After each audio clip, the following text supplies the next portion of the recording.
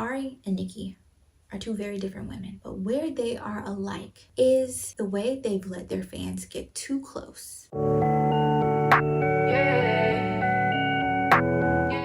I recently watched Ari Lennox's IG Live where she pretty much came out and said that if she could, she would delete all of her social platforms, including Instagram, because she was just over the toll that it was taking on her mental health and the unkindness that she has experienced while using the app. And it really got my wheels turning on celebrities' perceived value based on how much access they give to fans. I could also tie in what is going on with Meg Thee Stallion and Nicki Minaj, because that in itself is another case of how overexposure can potentially taint your brand. So let me just start by giving you a brief update if you don't know what's going on right now as these three ladies are concerned. Okay, so number one, Ari Lennox, like I said, recently came out on live and she talked about how apparently she got away from Twitter because she realized how toxic Twitter, or what is now X, is. I actually have a TikTok where I talked about how I felt TikTok had become such a toxic space and how I personally left it. But anyway, she talked about how Twitter was really toxic. She got off of it, but apparently someone, and it seemed like she was saying someone that she knew, actually hacked her old Twitter account and said something that was false. They said new music was coming and it was a lie, and she was just really frustrated about it. And she came on IG Live to basically say like, hey, that was not me. I realized that like I have made these different spaces a space where I come and I'm vulnerable, and there have been cases where I haven't had friends in my real life and I turned to these spaces thinking I was making friends, but I realized people weren't laughing with me, they were laughing at me. Blogs pick up the things that I say in my lives and they use it to basically like tarnish my name, make me look bad, make me the butt of jokes, and I'm just over it. If it were up to me, if I could just find a way to share my music and promote my music to my fans without having to be on social media, I would prefer to do that. I don't know if that live is still up. I wouldn't be surprised if she went ahead and took it down, but she was saying that, and I really felt for her, because at the end of the day, celebrities are just humans. And so I can only imagine what it's like constantly having people talking about you, especially negatively. I can only imagine the toll that would take. Let me go ahead and move on. If you don't know what's going on between Nicki Minaj and Meg Thee Stallion, Meg Thee Stallion reemerged and she dropped the song His, which pretty much is her, I think, stepping out and standing up for herself as it relates to everything that's gone on in the last couple of years. It's clear that she's taking shots at certain artists, and one could assume that her lyrics surrounding Megan's Law may have something to do with Nicki Minaj. We're not sure. Like I said, she took shots at basically everybody. And so what happened was Nicki Minaj, I guess, felt really offended by it, and apparently she went on a week-long tirade, and in that process she made a diss song titled Bigfoot. And like I said, this was a week-long tirade, so she was constantly talking about it. I think she was either in Twitter Spaces or Clubhouse going on and on about it. She even went as far as alleging that Meg Thee Stallion wanted her Rihanna moment. You going, Gayle King. She wanted to be honest, this is so obvious. She wanted a Rihanna moment so bad. What do you mean? You said she wanted a Rihanna moment, so I wanted to know which Rihanna moment. Well, like, you know what, you go and Google. You go and Google, Dory. Rihanna never would milk something like that. Like, you could tell she couldn't wait to get that part of her life. Like, you could tell she couldn't wait to just try to move on with her life. You understand? And then people even bashed her for not dragging it out, not milking it. And she just, she was just like, yo, I was mad young. We were young. Like, I just want to move on with my life now, yo. You know why? Because Rihanna knows that she was a superstar with or without controversy.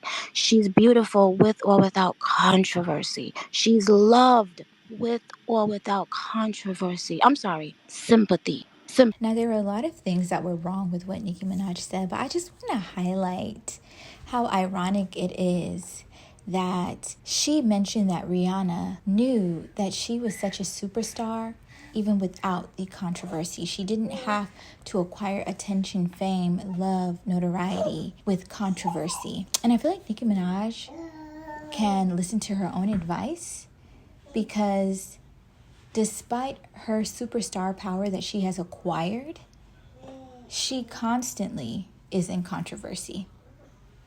And it almost feels hypocritical to try to accuse Meg Thee Stallion of that when she is quite obviously displaying the very same thing that she is condemning. That is in reference to Rihanna's situation that went on where Chris Brown beat her, which I just... Anyways, the reason why all of these things are relevant to me as it relates to giving fans access is I want to start with Ari. I feel like Ari is a prime example of someone who has given her fans too much access to her. Because Ari has given so much access, I feel like this has negatively impacted her quality of life, in that her constantly getting on lives, her being so vulnerable, coming and talking about what she's going through, what she's doing, making her fans feel like they are literally her friends, having dialogue between them, has kind of created a certain level of overexposure for her, to where that intrigue and that mystique about her has kind of gone away, because her fans feel like they know her. In feeling like they know her, they then are more prone to making comments about her personal life, critiquing her. People who don't like her are more likely to take her words and twist them, or just find any moment to make her feel bad about herself. If she got on IG Live, her hair wasn't done, her makeup wasn't done, that's ammo for someone who doesn't like her to come for her. I even remember there was a time where someone compared her to looking like a pit bull. I mean, people can be so mean online. And like I said, I can only imagine the toll that would take if you are someone who has a crazy following, and who not only have positive people and loving people speaking life into you, but also on the other hand, having trolls and having people who say the most unkind things, some going as far as threatening to unalive you or telling you to unalive yourself. I can only imagine the mental toll that takes. And to me, Ari Lennox is someone who has not shied away from highlighting the negative impacts, being exposed and being vulnerable when you are in that position. She's not shied away from talking about how that has personally impacted her. And I imagine most celebrities either feel that way or would feel that way in her position. Now, I wanted to contrast Ari's situation with SZA, right? I'm talking about how Ari is vulnerable, and to me, I love that. I love that us sharing our stories, us talking about when we're not okay, is so freeing, and it also helps others realize and see that they're not alone. But once again, there are dangers to that, especially when you are in the public eye. To contrast Ari's situation, I will use SZA as an example. SZA, one could say, is vulnerable as well, right? She's vulnerable, but she is vulnerable through her bodies of work. She will talk about things such as going to therapy. She even addressed the plastic surgery rumors in one of her songs, talking about how she got her body done and she don't feel guilty about it. She is very much so relatable, just like I feel like Ari is relatable, but in a way that still creates a distance between her and her fans.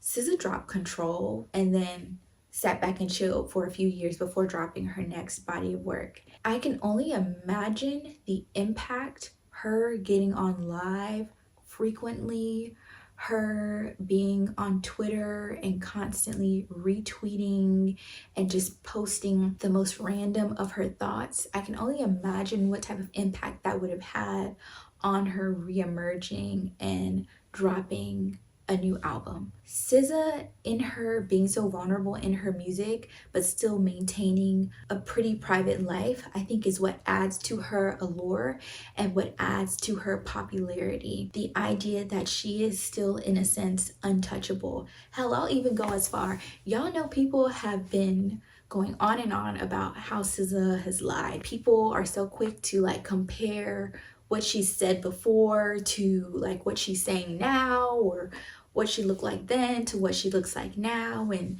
the whole running joke is that SZA is a liar. But we've never seen SZA address that. Okay? We've never seen we've never seen her come on social media to talk about it on a live, on an interview, none of that. She don't touch it. And you know what? Whether SZA is a liar or not, her fans still love her and her perceived value is still high because she's not touching the topic. She's gonna let people talk. She's gonna let people say what they say, and she's not gonna address it. Once again, I think that's why her perceived value is high, because there is this certain level of detachment she has from her fans, from the general public. And so the idea is that she is still really popular, really valuable, like just untouchable. On the other side of that, and this is where I'm bringing in Meg Thee Stallion and Nicki Minaj. When you hear rumors about Nicki Minaj, this is a woman who reigned for an entire decade as a female rap artist. It was almost comical how every year she would go to the BET Awards, and every year, without a doubt, she would win. You know, it was just like, there's no doubt Nicki Minaj had built a legacy and she was stamped as iconic. I mean, she was seen with the likes of Beyonce. And I want to mention Nicki Minaj because I feel like Nicki Minaj is another example of how overexposure and giving fans access has the ability to damage your brand and destroy your perceived value. Nicki Minaj deciding to go on a week-long tirade over Meg Thee Stallion's song and then take it a step further and drop a diss record in retaliation to Meg Thee Stallion's hiss is a prime example of how you giving people too much access to you as a celebrity or public figure can diminish your brand. Do you ever see a Beyonce, and I'm going to use Beyonce to contrast Nicki Minaj, because once again, Nicki Minaj has stamped herself as an icon in the music industry, in hip hop. And every day she retweets a barb saying something negative about someone else, whether it's in her defense or not. Every time she gets on her podcast and goes on and on about other people, every time she collaborates with an artist and then gets into it with them, not too long after that, these Twitter spaces or Clubhouse conversations, they all diminish her brand. They all take away from the allure, the mystery that was Nicki Minaj. There was a time where people went on and on about Nicki's booty. Okay, they went on and on about her ass shots, her implants, whatever the case may be. Nicki Minaj didn't touch it. She left it alone. Y'all still loved Nicki.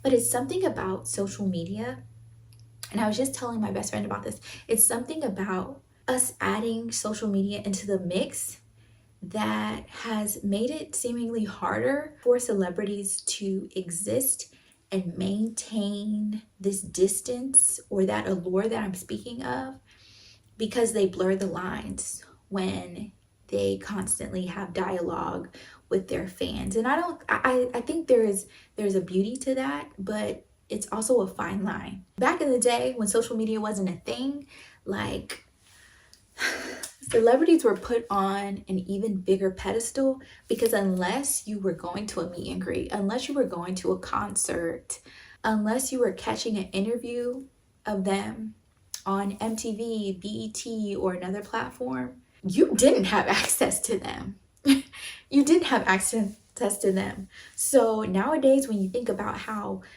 content creators and celebrities and just popular people are all one and the same, social media has enabled that. Nicki Minaj, I feel like, has tarnished her brand because she's given us too much access to her personal life. She's allowed the Barbs to sometimes become a mouthpiece for her, fight battles for her, and almost represent another version of her, even though they very much so are not. I feel like that has taken away from the respect that some people once had for her. I mean, outside of her questionable things that I will not get into in this video, that overexposure has made it to where when people look back at Nicki Minaj, it'll no longer be about how she single-handedly dominated the female rap industry for so long. It'll instead be all of the drama that she was in, all of the horrible things that she may have said or did. Her legacy is forever changed because of that. Now, like I said before, I'm going to contrast Nicki Minaj with Beyonce.